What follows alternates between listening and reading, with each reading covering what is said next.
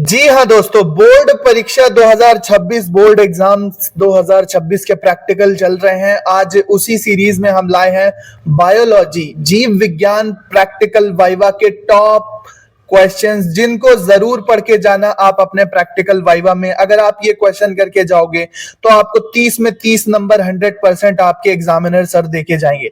तो स्वागत है सभी का exams with MS YouTube channel पर। चैनल पर नए हो तो सब्सक्राइब कर लो। हमारे पास पूरी वाइवा की प्लेलिस्ट है, आप वहां पर जाकर अपने वाइवा प्रैक्टिकल की तैयारी अच्छे से कर सकते हो। आज के इस वीडियो में जीव विज्ञान class 12 biology class 12 practical viva के इंपॉर्टेंट क्वेश्चंस करने वाले हैं। तो चलो शुरू करते हैं। भैया 30 नंबर का प्रैक्टिकल होता है, जिसमें 15 नंबर आपको कॉलेज से मिलते हैं, 15 नंबर लगभग वाइवा के मिल जाते हैं आपको, जो एक्सटर्नल सर आपका वाइवा लेने आते हैं। तो बायोलॉजी क्लास 12 का वाइवा हम यहाँ पर क्वेश्चंस देखने वाले हैं कि कौन से क्वेश्चंस अधिकतर यही सारे क्वेश्चंस एग्जामिनर सर आपके वाइवा में पूछते हैं बायोलॉजी प्रैक्टिकल वाइवा क्लास 12 में। तो चलो शुरू करते हैं। सबसे पहले कोशिका से रिलेटेड प्रश्न पूछ लिए जाते हैं आपसे जीव विज्ञान के बारे में। सबसे पहला भैया क्वेश्चन सर आपसे पूछ लेते हैं कि बायोलॉजी पढ़ते हो तो बताओ भाई कोशिका की खोज किसने की थी। सबसे सिंपल क्वेश्चंस पूछे जाते हैं सबसे पहले। अगर आप बता ले जाते हो तो फिर टफ क्वेश्चंस आपसे पूछे जाते हैं। तो आपको इतना ध्यान रखना है कि रॉबर्ट हुक ने की थी 1665 ईस्वी में की थी। कार्क के टुकड़े में कोशिका की खोज रॉबर्ट हुक ने 1665 में की थी। साथ ही साथ आप एक और फैक्ट याद रख सकते हैं, एंटोनी वॉन ल्यूवेनहॉक ने 1674 में सर्वप्रथम जीवित कोशिकाओं का अध्ययन किया था। कोशिका की खोज 1665 में रॉबर्ट हुक ने, जबकि एंटोनी वॉन ल्यूवेनहॉक ने 1674 में जीवित कोशिकाओं का अध्ययन किया था। भैया पूछ देंगे कि रॉबर्ट हुक ने कोशिका की खोज की थी, तो बताओ जीवित कोशिकाओं का अध्ययन सर्वप्रथम किसने किया। तो आपको ध्यान रखना है 1674 में एंटोनी वॉन ल्यूवेनहॉक ने। कोशिका क्या है, सबसे पहले आपसे पूछ सकते हैं sir what is the cell, कोशिका क्या है। तो आपको बताना है कोशिका जीवन की मूल इकाई होती है। यह शरीर की संरचनात्मक और कार्यात्मक इकाई है। ये परिभाषा आपको पता ही होगी। नेक्स्ट क्वेश्चन भाई, कोशिका के मुख्य भाग पूछ लिए जाते हैं कि बताओ कोशिका के मुख्य भाग कौन से होते हैं। तो आपको बताना है सर कोशिका के जो मुख्य भाग होते हैं प्लाज्मा झिल्ली यानी कि प्लाज्मा लेमा, साइटोप्लाज्म और न्यूक्लियस या केंद्रक, ये 3 मुख्य भाग होते हैं कोशिका के। और आपसे पूछ सकते हैं सर कि कोशिकांग कौन से होते हैं। ठीक है, सेल ऑर्गेनेल्स कौन कौन से होते हैं कोशिका में। तो आपको पता ही है, माइटोकॉन्ड्रिया हो गया, endoplasmic reticulum, ribosomes, lysosomes, centrosomes, Golgi body, ये सब। कोशिका दीवार का क्या कार्य है, पूछ सकते हैं सर कि what is the function of cell wall या प्लाज्मा लेमा। तो आपको पता ही है कि कोशिका की सुरक्षा और समर्थन प्रदान करना, कोशिका को मजबूती प्रदान करना कोशिका दीवार का कार्य होता है। कोशिका में प्रोटीन संश्लेषण कहां पर होता है, तो राइबोसोम्स में होता है। ठीक है, राइबोसोम्स में होता है। नेक्स्ट क्वेश्चन, कोशिका के न्यूक्लियस में क्या होता है। पूछ सकते हैं सर कि कोशिका के केंद्रक में क्या क्या होता है। तो आपको ध्यान रखना है कि डीएनए और आनुवांशिक सामग्री कोशिका के केंद्रक या न्यूक्लियस में होती है। कोशिका विभाजन क्या है, हम जानते हैं कोशिका विभाजन से क्वेश्चन पूछ दिया जाता है आपके वाइवा में। 2 तरह के होते हैं, समसूत्री और अर्धसूत्री। समसूत्री को माइटोसिस और अर्धसूत्री विभाजन को मियोसिस कहते हैं। ठीक है, समसूत्री में कितनी कोशिकाएं बनती हैं, ध्यान रखना। एग्जामिनर सर आपके पूछ सकते हैं कि समसूत्री में 1 सेल से 2 सेल बन जाती हैं और अर्धसूत्री विभाजन में 1 सेल से 4 सेल बनती हैं। समसूत्री विभाजन कायिक कोशिका यानी वेजिटेटिव सेल्स में होता है, जबकि अर्धसूत्री विभाजन आपके सेक्स सेल्स में होता है, जहां पर गैमेट्स बनते हैं, युग्मकों का निर्माण होता है। अगला प्रश्न भाई, कोशिका में माइटोकॉन्ड्रिया का क्या कार्य है। माइटोकॉन्ड्रिया से अक्सर सवाल पूछ देते हैं आपके सर एग्जामिनर सर कि माइटोकॉन्ड्रिया का भैया फंक्शन बताओ। तो आपको पता है कि ऊर्जा का उत्पादन, ग्लूकोज का ऑक्सीकरण और ऊर्जा का उत्पादन वगैरह ही माइटोकॉन्ड्रिया में होता है। कोशिका का विद्युत ग्रह यानी powerhouse of the cell किसे कहते हैं, तो वो भी माइटोकॉन्ड्रिया को कहते हैं। ये ध्यान रखना है आपको, एग्जामिनर सर आपके पूछेंगे। कोशिका में लाइसोसोम्स का क्या कार्य है, तो कोशिका के अंदरूनी अवयवों का पाचन, जो डर्ट है, जो वेस्ट मटेरियल है, उसको पचा जाते हैं लाइसोसोम्स। लाइसोसोम्स गोलाकार एक सिंगल मेम्ब्रेन से घिरी संरचना होती है, जिसमें विभिन्न पाचक एंजाइम्स होते हैं। कोशिका के में साइटोप्लाज्म में क्या होता है, तो साइटोप्लाज्म में आपको बताना है कि विभिन्न कोशिकीय अवयव और संरचनाएं होती हैं। फिर आ जाते हैं भैया डीएनए और आरएनए, एक ऐसा टॉपिक है जहां से ढेर सारे क्वेश्चन आपके पूछ लेते हैं आपके सर कि डीएनए और आरएनए के वाइवा क्वेश्चन आपको जरूर याद रखना है, क्योंकि यहां से क्वेश्चन सभी को पुट किया जाता है, सभी से ये क्वेश्चन पूछ लिए जाते हैं क्योंकि हम लोग बायोलॉजी का प्रैक्टिकल वाइवा दे रहे होते हैं। डीएनए की संरचना क्या है, तो आपको बताना है कि सर डीएनए की जो संरचना है वो डबल हेलिक्स होती है, जो वाटसन और क्रिक ने खोजी थी, आपको पता है। इस तरह सीढ़ी नुमा दोहरा हेलिक्स या द्विकुंडलिनी संरचना डीएनए की होती है। पूछ सकते हैं आपके सर कि डीएनए क्या है, तो डीएनए एक आनुवंशिक पदार्थ होता है। आरएनए की संरचना क्या है भाई, आरएनए एक सिंगल स्ट्रैंड होता है, एकल संरचना होती है, जबकि डीएनए कैसा होता है, डीएनए द्विकुंडलिनी संरचना होती है। ये आपको चीज ध्यान रखनी है। अगला क्वेश्चन, डीएनए में कौन से न्यूक्लियोटाइड्स पाए जाते हैं, ठीक है, कौन से क्षार होते हैं, एडेनिन, ग्वानिन, साइटोसिन और थाइमिन, ये 4 क्षार होते हैं और इन्हीं 4 नाइट्रोजन क्षारों से 4 प्रकार के न्यूक्लियोटाइड्स बनते हैं। आरएनए में कौन से न्यूक्लियोटाइड पाए जाते हैं, तो हम जानते हैं एडेनिन, ग्वानिन, साइटोसिन और यूरेसिल। थाइमिन की जगह पर यह क्वेश्चन बार बार पूछा जाता है कि भाई आरएनए में थाइमिन के स्थान पर क्या पाया जाता है, कौन सा नाइट्रोजन क्षार पाया जाता है। तो आपको ध्यान रखना है कि आरएनए में थाइमिन के स्थान पर यूरेसिल आ जाता है, यूरेसिल। ये क्वेश्चन लगभग सभी छात्र छात्राओं से पूछा जाएगा। डीएनए का क्या कार्य है, तो आनुवंशिक जानकारी को संग्रहित करना डीएनए का मुख्य कार्य होता है, ठीक है। डीएनए एक जेनेटिक मटेरियल होता है जो विभिन्न लक्षणों को पीढ़ी दर पीढ़ी स्थानांतरित करने का कार्य करता है। जेनेटिक कोड की तरह आनुवंशिक सूचनाएं इसमें संग्रहित रहती हैं। आरएनए का क्या कार्य है भैया, आरएनए का कार्य एक लाइन में बता देना कि सर आरएनए का मुख्य कार्य प्रोटीन संश्लेषण होता है, प्रोटीन संश्लेषण। डीएनए और आरएनए में अंतर क्या है, आपको बता देना है। मुख्य अंतर आपको बताना है कि डीएनए में थाइमिन होता है, जबकि आरएनए में थाइमिन के स्थान पर यूरेसिल आ जाता है। ये मोस्ट इंपॉर्टेंट अंतर है डीएनए आरएनए में। और भी अंतर है, जैसे डीएनए में डीऑक्सीराइबोस शर्करा, आरएनए में राइबोस शर्करा। ये डबल स्ट्रैंड, इसकी द्विकुंडलिनी संरचना, इसकी एकल संरचना होती है, ठीक है। डीएनए क्या करता है कि आनुवंशिक पदार्थ होता है, आरएनए प्रोटीन संश्लेषण में मुख्य भूमिका निभाता है। तो ये आपको याद रखना है। लेकिन मुख्य अंतर कि डीएनए में थाइमिन क्षार होता है, जबकि आरएनए में थाइमिन क्षार के स्थान पर यूरेसिल होता है। इतना ये मुख्य अंतर है, ये ध्यान रखना। डीएनए की दोहरी हेलिक्स संरचना का क्या महत्व है, तो आपको बताना आनुवंशिक जानकारी को संग्रहित यानी कि संग्रहित करने में, यानी कि स्टोर करने में मदद करता है डीएनए का दोहरा हेलिक्स। आरएनए के प्रकार क्या हैं, ये क्वेश्चन आपसे बार बार पूछा जाता है प्रैक्टिकल वाइवा में। तो RNA, messenger RNA, mRNA, transfer RNA यानी टीआरएनए और राइबोसोमल आरएनए यानी कि आरआरएनए। 3 प्रकार के आरएनए पाए जाते हैं, एमआरएनए, टीआरएनए और आरआरएनए, ठीक है। डीएनए और आरएनए के बीच संबंध क्या है, आपको बताना है कि डीएनए से आरएनए का संश्लेषण होता है जो कि प्रोटीन संश्लेषण में मदद करता है, ठीक है। डीएनए से आरएनए बनता है और आरएनए से फिर प्रोटीन संश्लेषण होता है। अगला क्वेश्चन भाई सबसे इंपॉर्टेंट बेसिक क्वेश्चन कुछ पूछ देते हैं आपके वाइवा लेने वाले सर कि बताओ भाई जीव विज्ञान की परिभाषा क्या है। तो आपको सिंपल सी परिभाषा याद रखनी है कि भाई ये बायो और लोगस से 2 शब्दों से मिलकर बनी है जीव विज्ञान। तो जीवन का अध्ययन या जीवों का अध्ययन ही जीव विज्ञान कहलाता है। अगला प्रश्न पूछ सकते हैं भाई कोशिका की मूल इकाई, कोशिका क्या है, तो जीवन की मूल इकाई होती है। जैसा कि हमने आपको सबसे पहले बताया था, जीवन की मूल इकाई कोशिका होती है। अगला प्रश्न जीन से पूछ देते हैं कि भाई जीन क्या है, तो जीन क्या है, जीन एक आनुवंशिक इकाई होती है, ठीक है। जीन एक आनुवंशिक इकाई होती है। डीएनए की संरचना कैसी है, तो भाई डीएनए की संरचना डबल हेलिक्स है, जैसा कि हमने आपको ऊपर बताया है कि द्विकुंडलिनी संरचना होती है जिसको वाटसन और क्रिक ने खोजा था। कौन से सन में वाटसन और क्रिक ने खोजी थी डीएनए की द्विकुंडलिनी संरचना, कमेंट करके बताइए। और इस कार्य के लिए उन्हें चिकित्सा के क्षेत्र में नोबेल पुरस्कार कब कौन से सन में मिला था, ये भी आपको कमेंट करके बताना है। देखते हैं कि आपकी तैयारी कैसी।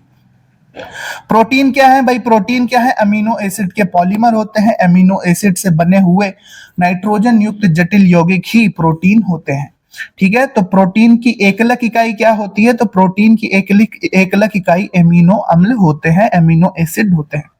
कोशिका विभाजन क्या है, तो आपको बता देना है सिंपल सा आंसर। वाइवा प्रैक्टिकल में बिल्कुल शॉर्ट और बिल्कुल अच्छा सा आंसर आपको याद रखना होता है। तो कोशिका की वृद्धि और विभाजन ही जो है कोशिका का विभाजन कहलाता है। पारिस्थितिकी क्या है, यहां से क्वेश्चन पूछ देते हैं। तो जीवन और पर्यावरण के बीच में जो संबंध होता है उसका अध्ययन ही पारिस्थितिकी या इकोलॉजी कहलाता है। खाद्य श्रृंखला क्या है, तो ऊर्जा का संचार जीवों के बीच जिस प्रकार से होता है वो खाद्य श्रृंखला के द्वारा होता है। प्रकाश संश्लेषण से, क्योंकि प्रैक्टिकल होता है प्रकाश संश्लेषण का, इसलिए प्रकाश संश्लेषण से वाइवा में क्वेश्चन पूछे जाते हैं। तो फोटोसिंथेसिस या प्रकाश संश्लेषण क्या है? तो पौधों में ऊर्जा का उत्पादन ही प्रकाश संश्लेषण कहलाता है, प्रकाश संश्लेषण कहलाता है। अगला क्वेश्चन, पाचन क्रिया क्या है? तो हम जानते हैं कि भोजन का विखंडन यानी टूटना और उसके पोषक तत्वों का अवशोषण ही पाचन कहलाता है। बिल्कुल सिंपल सी परिभाषा आपको बतानी है। नसों का क्या कार्य है? नसें या नर्व्स का क्या कार्य है? तो आपको याद रखना है कि भाई संदेशों का संचार, विभिन्न जो उद्दीपन होते हैं उनका संचार ही नर्व्स, यानी नर्व्स, यहाँ जो नसें लिखा है इसका मतलब है नर्व्स, नर्व्स का कार्य होता है।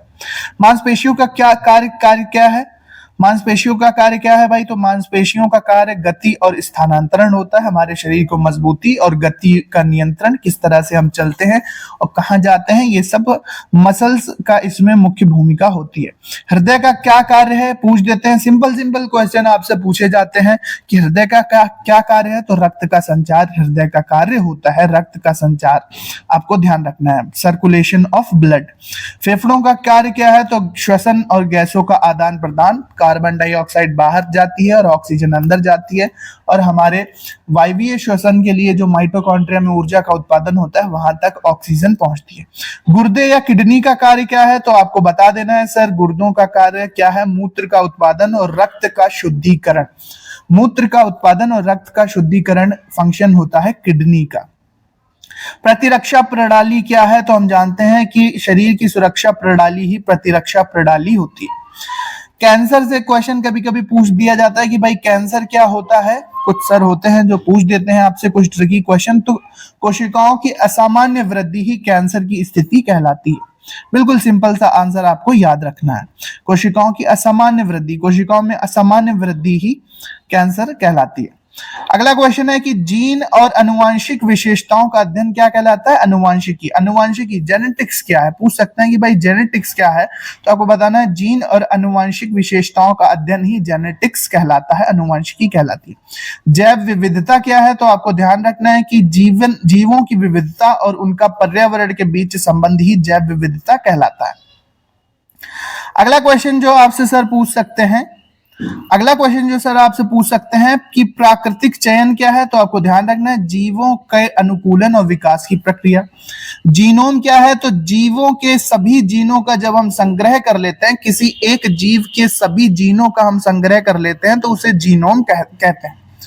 क्लोनिंग क्या है? क्लोनिंग से क्वेश्चन वाइवा में पूछा जा सकता है। तो क्लोनिंग क्या है? जीव की एक प्रति का निर्माण, यानी एक फोटोकॉपी जैसे हम बनाते हैं, सेम टू सेम किसी जीव का हम कॉपी बनाने को उसे ही क्लोनिंग कहा जाता है।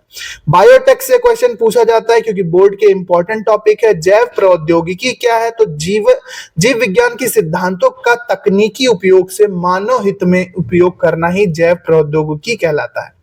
विभिन्न प्रकार की दवाइयां, विभिन्न प्रकार के लाभदायक जीव, विभिन्न प्रकार की एंटीबायोटिक्स, ये सब जैव प्रौद्योगिकी के उपयोग से ही बनाई जाती हैं। पर्यावरण प्रदूषण क्या है? जानते हैं, सिंपल सा आंसर, पर्यावरण में हानिकारक पदार्थों का संचार ही पर्यावरण प्रदूषण कहलाता है। जलवायु परिवर्तन क्या है? तो जलवायु परिवर्तन क्या है भाई? कि पृथ्वी के तापमान में वृद्धि, आप इस तरह से बता देना। एग्जामिनर सर आपसे पूछ सकते हैं कि जैविक अपरदन क्या है? तो जीवों द्वारा चट्टान का अपरदन ही जैविक अपरदन कहलाता है। पारिस्थितिकी तंत्र क्या है? तो पारिस्थितिकी तंत्र क्या है? जीवों और पर्यावरण के बीच संबंधों का नेटवर्क ही पारिस्थितिकी तंत्र कहलाता है। खाद्य चक्र क्या है भाई? खाद्य चक्र आप एग्जामिनर सर को बता सकते हैं कि फूड साइकिल क्या है? तो आपको बताना है ऊर्जा का संचार जीवों के बीच जिस प्रकार से होता है उसी को हम खाद्य चक्र कहते हैं। जैव विविधता सूचकांक क्या है? तो जैव विविधता को मापने का एक तरीका है जैव विविधता सूचकांक। अब कुछ छोटे छोटे क्वेश्चन जो कि आपको जरूर तैयार करने हैं आपके वाइवा के लिए। जेनेटिक्स की परिभाषा क्या है? जेनेटिक्स की परिभाषा बताओ। तो जीन और अनुवांशिक विशेषताओं का अध्ययन ही जेनेटिक्स यानी अनुवांशिकी कहलाता है। डीएनए की संरचना क्या है भाई? डीएनए की संरचना दोहरा हेलिक्स है, ये वाले क्वेश्चन हम करा चुके हैं। कोशिका विभाजन, न्यूक्लियोटाइड्स, ये वाले क्वेश्चन हम आपको करा चुके हैं। कोशिका विभाजन के प्रकार आपसे पूछे जाएंगे कि कोशिका विभाजन के प्रकार क्या है? तो समसूत्री और अर्धसूत्री विभाजन हम जानते हैं, ठीक है। समसूत्री में क्रोमोसोम्स सेम रहते हैं, अर्धसूत्री विभाजन में क्रोमोसोम्स की संख्या आधी रह जाती है, ठीक है। समसूत्री विभाजन का उद्देश्य क्या होता है? विकास और वृद्धि के लिए कोशिकाओं की संख्याओं को बढ़ाना। अर्धसूत्री विभाजन से क्या होता है? तो जेनेटिक विविधता पैदा करने के लिए गैमीट्स जो बनते हैं, जो हमारी सेक्स सेल्स बनती हैं, उनको बनाने के लिए अर्धसूत्री विभाजन होता है। डीएनए की प्रतिकृति क्या है? तो डीएनए की एक प्रति बनाने की प्रक्रिया को ही डीएनए रेप्लिकेशन कहते हैं। आरएनए की प्रतिक्रिया क्या है? प्रतिकृति क्या है? तो आरएनए की एक प्रति बनाने की प्रक्रिया को ही आरएनए का रेप्लिकेशन कहते हैं। कोशिका विभाजन में क्या होता है? कोशिका की वृद्धि और विभाजन की प्रक्रिया ही कोशिका विभाजन होती है। जीन क्या है? ये कर चुके हैं हम क्वेश्चन। जीन क्या है? एक आनुवंशिक इकाई होती है। क्रोमोसोम्स क्या है? तो क्रोमोसोम्स डीएनए और प्रोटीन की बनी संरचनाएं होती हैं, जिसके भीतर डीएनए होता है, जेनेटिक मटेरियल, जो कि हमारी आनुवंशिक जानकारी को संग्रहित करता है। माइटोसिस क्या है? तो समसूत्री विभाजन की प्रक्रिया को ही माइटोसिस कहते हैं। माइटोसिस यानी समसूत्री विभाजन। और मियोसिस क्या है? यानी कि अर्धसूत्री विभाजन। अगला क्वेश्चन है जेनेटिक विविधता क्या है? तो जेनेटिक विविधता जेनेटिक विशेषताओं में विभिन्नता। ये सारे मोस्ट पॉसिबल क्वेश्चन हैं जो कि आपसे पूछे जाते हैं। आनुवंशिकी क्या है? जीन और आनुवंशिक विशेषताओं का अध्ययन। ये क्वेश्चन हम लोग कर चुके हैं। ठीक है।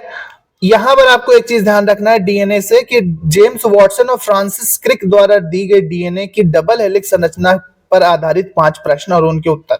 डीएनए की संरचना कैसी है भैया? द्विकुंडलिनीय संरचना है, डबल हेलिक्स संरचना है, जैसा कि हम जानते हैं। कुछ इस प्रकार की डीएनए की संरचना होती है, डबल हेलिक्स। ठीक है। डीएनए की डबल हेलिक्स संरचना की खोज किसने की थी? तो जेम्स वॉटसन और फ्रांसिस क्रिक, यानी वॉटसन और क्रिक ने इसकी खोज की थी। वॉटसन और क्रिक ने डीएनए की डबल हेलिक्स संरचना की खोज की थी। डीएनए की डबल हेलिक्स संरचना में कौन से न्यूक्लियोटाइड होते हैं? तो एडेनिन, गुआनिन, साइटोसिन और थाइमिन होते हैं। डीएनए की डबल हेलिक्स संरचना में एडेनिन और गुआनिन के बीच क्या संबंध होता है? तो हाइड्रोजन बॉन्ड। हम जानते हैं कि गुआनिन और साइटोसिन के बीच 3 हाइड्रोजन बॉन्ड होते हैं, जबकि थाइमिन और एडेनिन के बीच 2 हाइड्रोजन बॉन्ड होते हैं। ये आपको ध्यान रखना। ये भी सर आपसे पूछ देंगे, बताओ गुआनिन और साइटोसिन के बीच कितने हाइड्रोजन बॉन्ड होते हैं? तो आपको याद रखना है कि 3 होते हैं।